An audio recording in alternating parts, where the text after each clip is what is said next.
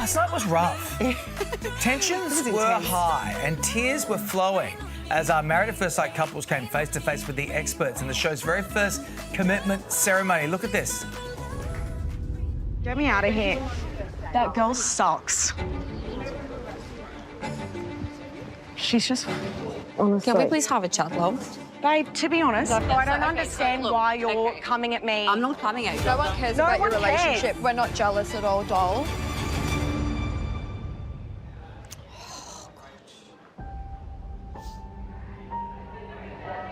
You good? Not really, actually. Just taking a moment. Sometimes I wonder if they forget they've got mics on. Yeah. It's like they're back at high school, isn't it? It's wild. The season's it really is. getting wild. It is. Joining us from Puerto Rico is MAFS expert Alessandra Rampolla. Hello, Alessandra, hi. Hello, good morning. I know, that's the word for it. Wow. And it's only just begun. I mean, last night it was such an explosive episode. So what was it like for you and the other, experts? I was going to say judges. I always... No, we're the judges. Yeah, we're the judges. Yes. The You're other the judges, experts. we're the experts. Exactly. It So what was- was it like? I think, like for everybody, it was a lot more intense than I anticipated for our first commitment ceremony. We only watch, of course, the dinner parties, as you well know. But I had no idea that there was so much tension between the women going into this commitment ceremony. So to have all of that underlying drama, aside from the couples, was a real surprise. Yeah, I mean, the tension from the women this season does seem to be higher than usual. From what you could see last night and what you've seen at the dinner parties, is some of this justified or does this feel like a lot of miscommunicating? Justified, no. And Wow. I don't even know if miscommunicating. It just seems like some really bad juju, like you guys say in Australia, the juju thing. It is very interesting because we had the dinner party before they went into Revelations Week. So we hadn't seen the interactions. And for me personally, to have watched it when it aired and to see what actually happened and the tone and the way that things were said during that green flag, red flag exercise was really surprising. So even when we were leaving it, I didn't actually quite understand what had actually happened because I hadn't seen it. And it's interesting too, isn't it? Because some of these females, Gia and Brooke, they both were, in a previous episode saying, we're girls, but it certainly doesn't look like they are. Yeah.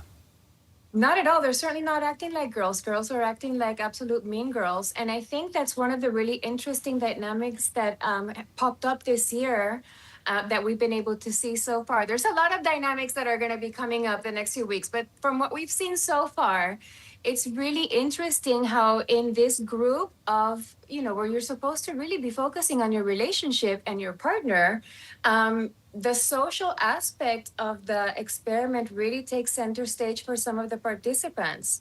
And it might derail some of the relationships. So it's really interesting to see the impact of where the focus lies for the participants and how that affects their relationships. Wow. Okay. It was interesting the way John spoke about Mel and Luke on the couch. He really put it back to Mel on the couch, saying, like, this is the reason why you're on this show, is what you're doing right now. Were you surprised that they didn't spark at the beginning of this?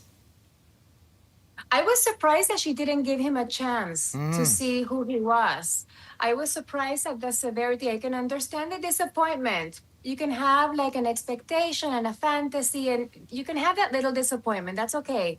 But to stretch it out for 2 weeks, was it, that they were, before we had the first commitment ceremony, and to really not give him a chance. And yes, I was very shocked by the what we had seen at the commitments at the dinner party. But yes, the fact that it just stretched for so long and there was no initiation to make it better behind the scenes not between them, because Luke was really making an effort for Mel to make that.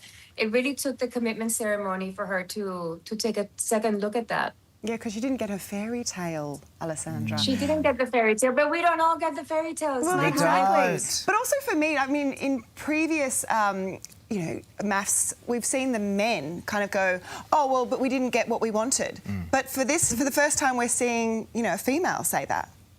I didn't get my blonde with blue eyes. I wouldn't say it's the first time since I've been around. I've heard that a few times. Yeah. But From she's not men and giving me any women. chances. I didn't get But Bradley no Cooper. chance. Yes, it's one thing to have an initial impression and maybe have an opinion on the day, but then to go 2 weeks and not even give the person a chance to just even, create a friendship or any kind of understand why we were matched. What is it about this person that should work with me? That lack of curiosity, like John said at the commitment ceremony, I think was quite shocking. Another couple that hit a rough patch was Steve and Rebecca, and that's all Yes. over the lack of intimacy. Can you get? Yes. You think they can get past this? It depends. They could get past it. I think a lot of it is going to come to head this week because precisely we've just started to see those incongruencies between what Steve is saying to us and what he's saying to the men and what he's venting in other venues. So, yes, I think Intimacy Week is one where he's going to have to come face to face with that connection with Rebecca. Do they have it? Do they not? Are they able to come together and find the common ground where both of their I'm not rhythms sure are about Steve, respected? Well, yes, and of course too, he's told the blokes that he has issues, but then at the commitment ceremony, he was like, "Oh, everything's fine." Exactly. Obviously, intimacy also a bit of an issue for Beck. Yes. And for Beck and Danny, it's also, I think it's an interesting week for all of them because they're all in different situations. You look at Rachel and Steve, and they're also like very much in beginning stages, and Estella and Philip are very advanced, like Gia and Scott are. Beck and Danny are in an interesting place because they started off strong, at least wanting to have the experience of like this marriage and getting physically connected right off the bat. And when there was some pulling back, that's really like put some strain on the relationship. And it goes to show that it's not always good to jump into.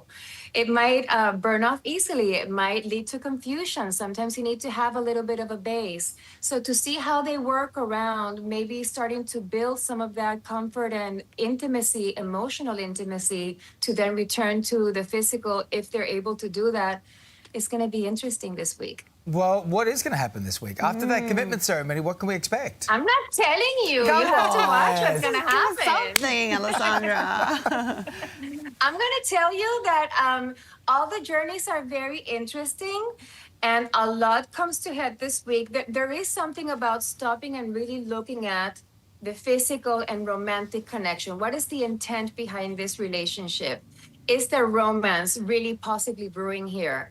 And you can't really hide from when you're really looking at it. So this week, a lot of the initial cracks that people have been trying to cover up will no longer be covered up. So I think that gives everybody a really good understanding of where they are and kind of clear path ahead if they want to move forward or not. Right. What a deep tease. Someone's going to tell us nothing. That was a tease. What a deep tease. Great to have you here, Alessandra. We'll see you soon. Thank you. Thank you so much. I mean, Bye. can you keep up? Married at First Sight continues tonight at 7:30 p.m. on Eastern and on Eastern time on 9 and 9 now.